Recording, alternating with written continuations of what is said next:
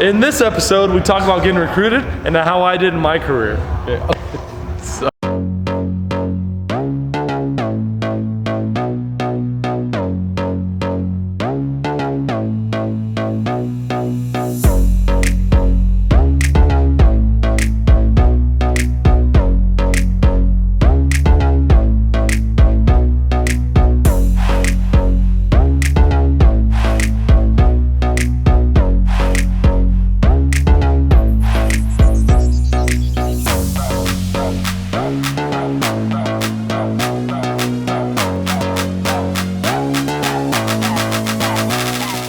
All right, Brent Porcio, David Artsma, Stephen Guadani here at the Covington.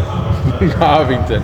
At the @TopVelocity hashtag Pitch Tip Show, Twitter, Facebook, Instagram, Snapchat, @TopVelocity hashtag Pitch Tips, hashtag Baseball Tips. Ask your question, we answered on the show. I'm also, remember, I'm coming to Long Beach, California for a 3X clinic on the 26th of March.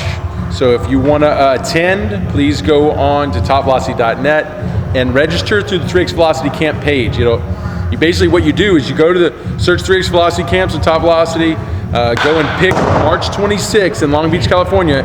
Use the code 3XLB and you'll get the $500 off, because it's only a one-day clinic. So do that ASAP and we'll be in Long Beach. I'm also coming to Houston. March or February 20th, and I'll give you those dates if you guys want to come out and check us out there. But what's our question for today? Josh Bay 9 asks, hi, I was wondering if you had any tips on how to commit to a college and get offers. So I pulled David in for this because David's a great case. Coming out of high school, he did go to Penn State, I'm sure I'll tell you all this, but then went transferred to Rice and won the College World Series at Rice, became a first-round draft pick.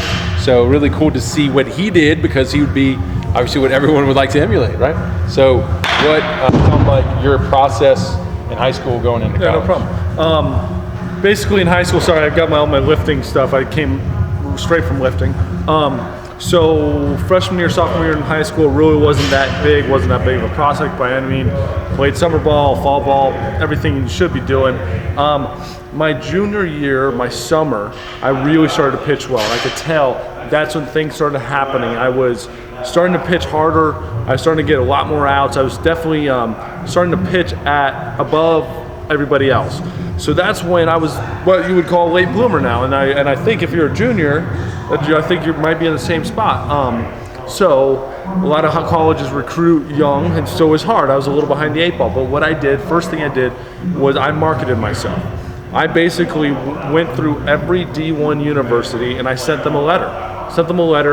Basically my baseball resume with contacts on there, with people, people to call. What would you call that? A resume? Like referrals. Coaches, scouts, college guys that had seen me pitch. I even had a pro guy on there, and then I put on there also a complete schedule of every showcase that I was going to appear at. So my family and we scheduled every showcase I could get to because I knew I was behind the 8 ball. I needed to get my name out there. From Colorado, not a big, heavily recruited place. At the time, we had one D1 university that was Air Force, so that's not really where you wanted to go to play baseball. I obviously love Air Force, but not really a baseball school. But so I had to get out there. I flew out to California. I flew to Arizona. I flew to Northern California. I flew to New Jersey. I flew to Florida. I flew to Wichita. I went to Wichita State, did a showcase there. Basically, we tried to get me out there as much as possible. I know it's hard. Not everybody has the resources to be able to do that, but I know my parents definitely sacrificed a lot to get me out there. So I basically sent every school, and then a couple weeks later, after we did a showcase or two, send another one. Let them know exactly what I did in that first showcase, where I was going to be again. We just keep reinforcing. So a lot of these coaches are at the place, but you want them to walk in looking for you. Or at the very least, like, oh yeah, I think I heard about him from somewhere. Where what? You just want to keep reinforcing Force them to notice you. Don't give them any reason to not pay attention. Just something to catch their eye, something to catch your name, and then maybe see you again. And that's what we did. And it really essentially got me into Penn State, because I went and did a showcase in New Jersey, in Trenton, New Jersey. Penn State was there because every Northeastern University was there. And they were standing right next to me and said, David, we got your letter. We really liked watching you throw today. Thank you for letting us know, that you're interested. And then we started the process from there. And I ended up going to Penn State because of that one trip up to New Jersey and that one letter that I sent Penn State. Along with every other university that I talked to, was the same thing. They all basically came back and said, we got what you did, we got your letter, that's how we recognize you, we like you, and then we started the process. Now choosing a university. Well, what about, did Rice see you in that first wave? And no, not at all? Not at all. So that didn't help you when you wanted to transfer to Rice? No, that was completely different. That's just completely by chance. My parents moved from Colorado to Houston. During the winter at Penn State, I started playing catch with guys from Houston, and they started wondering why I was at Penn State of all places when I could be at a bigger Southern school, baseball school, and basically told them the whole story. And so they're like, yeah, okay, I totally get it. And the transfer happened when I realized I wanted a place that was more of a baseball place. And Penn State had one of the coaches' brothers was scouting Nick Swisher at Ohio State, and I pitched against him in the Big Ten championship and did pretty well, and that got me to Rice. But that was by chance. But the other way is, I basically made it. My parents and we sat down and built a plan, and went through it. And but you can do that on any level. You can do it at JUCOs, you can do it at NAIAs, you can do Division III. You can do that wherever you think you can go. Heck, it doesn't cost a whole lot to send a letter out there. And it doesn't cost a whole lot just to make a phone. Heck, make a phone call. What's the worst thing they're going to do is tell you no, thank you, like you're crazy? They probably would have never noticed you in the first place.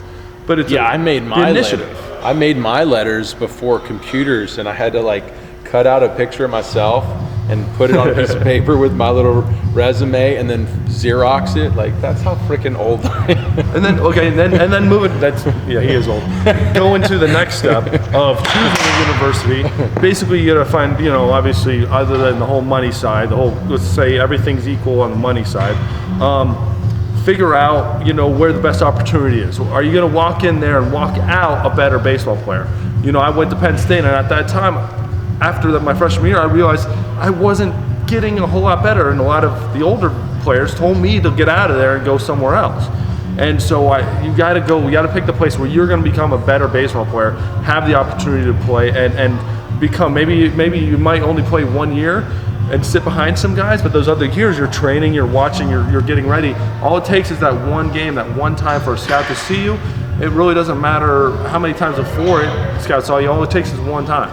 But he is saying, so that's perfect on getting the interest and getting your name out there, but he's saying getting offers, and tell them the things that you obviously had to do well to get the offers you got, and maybe talk about other schools that gave you offers besides Penn State. I'm a big thing, grades.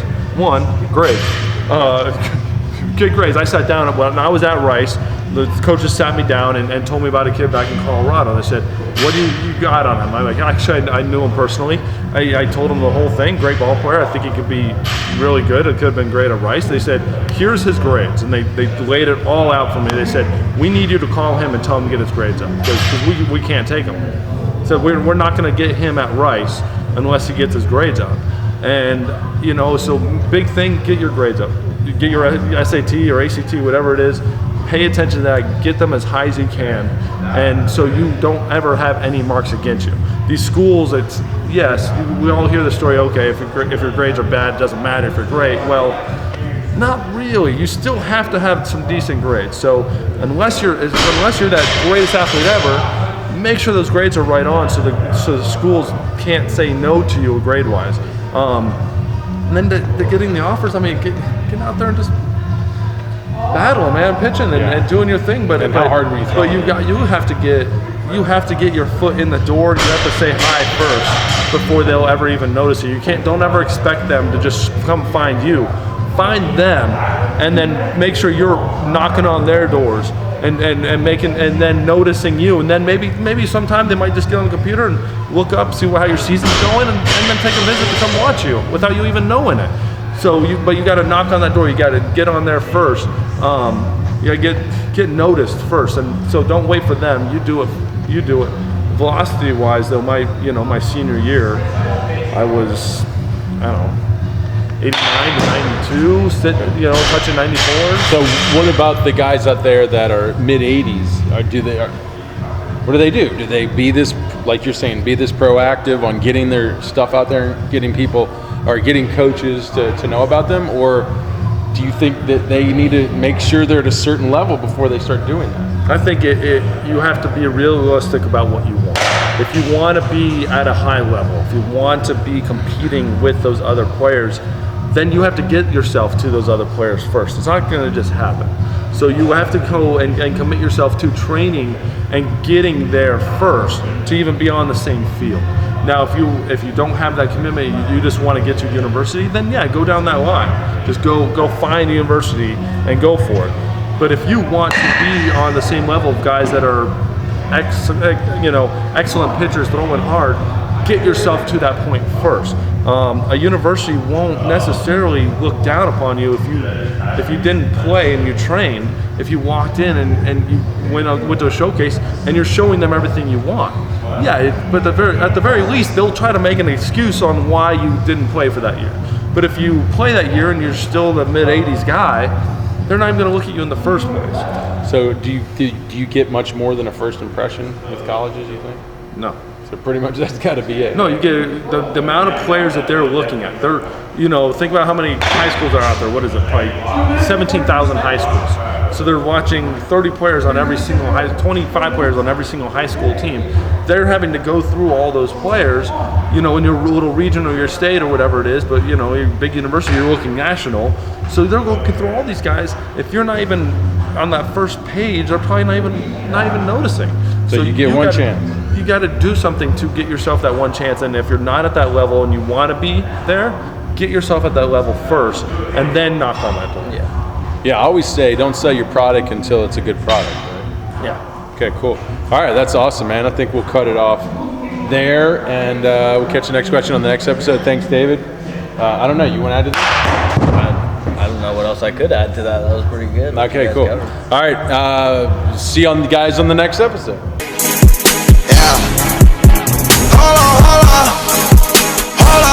We them boys. Holla, we them boys.